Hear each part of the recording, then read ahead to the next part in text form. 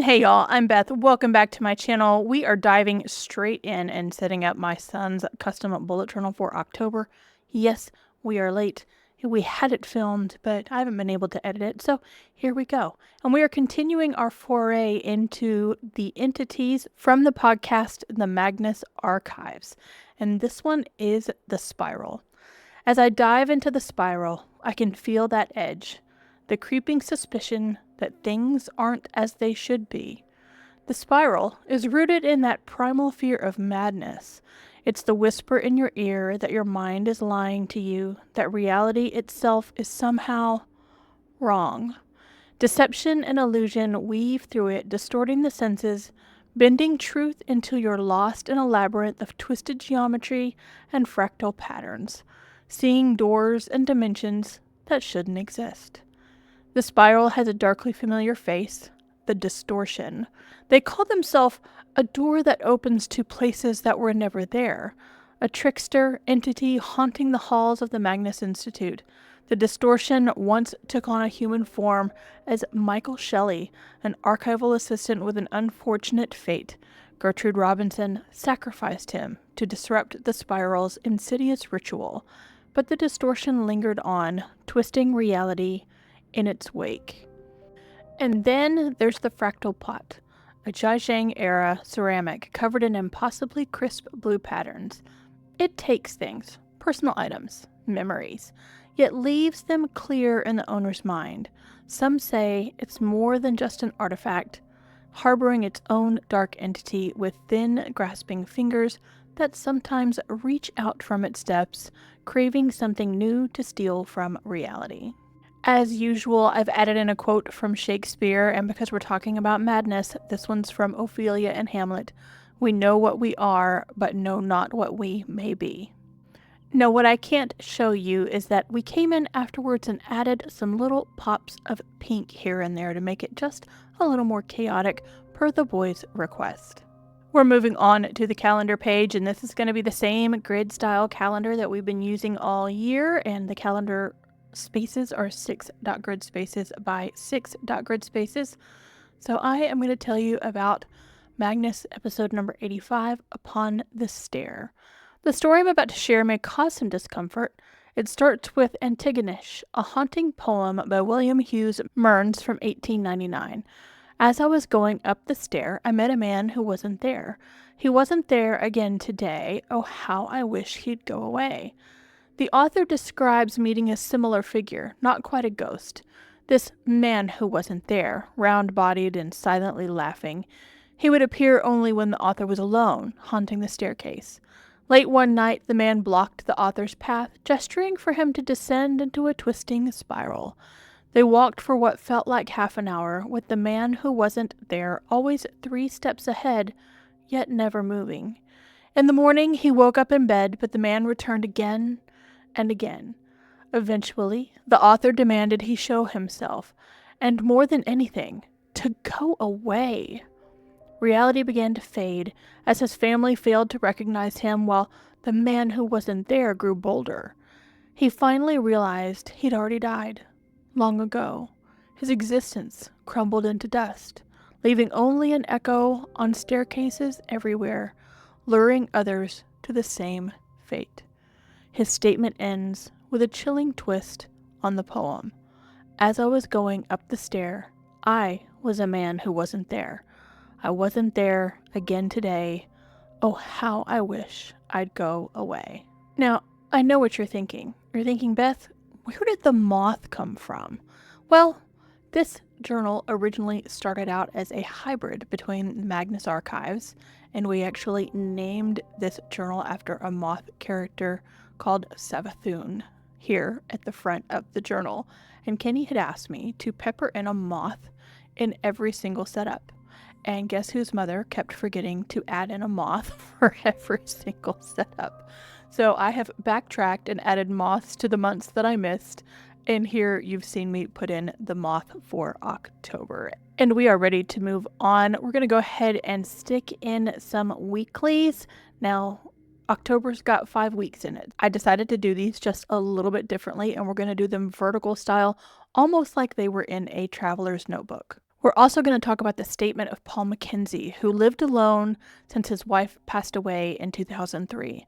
His son Marcus had recently moved out, leaving Paul in the quiet comfort of their family home. But that comfort shattered one morning when he awoke to the sound of creaking floorboards on the top step of his staircase. He watched, wide-eyed, as his bedroom door handle began to turn. Panicking, he leapt out of bed, his grip tightening on the handle as he fought to keep it closed, sweat slick on his palms. When the handle finally stopped, he released his grip, only to see his hands covered not in sweat, but blood. There were no cuts on his hands, no wounds, just fresh, inexplicable blood. He called the police, but they found nothing. The next day, he searched frantically for the key to his bedroom's door lock, something he'd never needed before. The disturbance returned that night, the lock thankfully holding as the door shook with violent attempts to open it. Only when the police arrived did it stop. Over the next month, the handle turned again and again, though oddly never when Marcus stayed over. Paul tried recording it, but the footage revealed nothing, except in a few frames, a shadow shaped like a screaming face. Even as the unsettling encounters continued, Paul was steadfast. He wouldn't leave this house, the one he and Diane had built their lives in, no matter how fierce the fear at his bedroom door. We are going to move on and set up 2 more weeklies as well as a playlist and talk about episode number 65, Binary. Tessa Winters, a computer scientist, was fascinated by urban legends surrounding bots designed to scare. One such legend was Sergei Ushanka, a tech genius diagnosed with a terminal brain disease in 1983, who allegedly uploaded his consciousness to a computer. Stories of his process varied, from code written in his own blood to rumors of his brain fused with a motherboard. What remained consistent was the phrase, "The angles cut me when I try to think," which marked the bot's descent into madness. One late night, Tessa found and downloaded a mysterious file called Ushankas_despair.exe. When she ran it, her screen filled with disturbing symbols and phrases like "help, help, help," and "it peels my mind like knives." Her computer's fan blared, yet the program wouldn't stop, even when she powered down. A grainy video appeared, a man in agony chewing on keys from his keyboard, muttering phrases like, "There's no feeling, but the no feeling hurts," and "it's cold without blood." Panicked, she unplugged everything, but the video seemed to follow her, appearing on screens wherever she looked, though friends claimed not to see it. Finally, she sat through the full 17-hour video where Ushanka whispered, "The maze is sharp on my mind," as he lay down, revealing his skull hollowed out. After 30 minutes of static, the video ended, never to return. With the weeklies done as well as the playlist, we're going to move on to the last spread in this particular setup, and that's going to be a notes page on the left and a monthly reflection on the right. And of course, we've been talking a lot about the spiral, and there's not been a spiral anywhere in the setup, so here's where I've actually stuck a spiral on the page. And the spiral's ritual is called the Great Twisting. It's an enigmatic and chaotic rite believed to embody the very nature of the spiral: madness, deception, and impossible geometry. This ritual, held in the phantom island of Sannikov Land, north of Russia, exploits the spiral's association with places that shouldn't exist. Sannikov Land itself is a curious location, rumored in the 19th century by explorers to exist north of Siberia. The island was never located on any map, vanishing as mysteriously as it was reported. This phantom island, like a mirage, became the perfect symbolic stage for the spiral's ritual of confusion and disorientation. According to various tales, the Great Twisting took place between 2009 and 2011, likely involving extreme hallucinations, impossible landscapes, and distortions of reality, pulling both the mind and senses into terrifying, contradictory realms.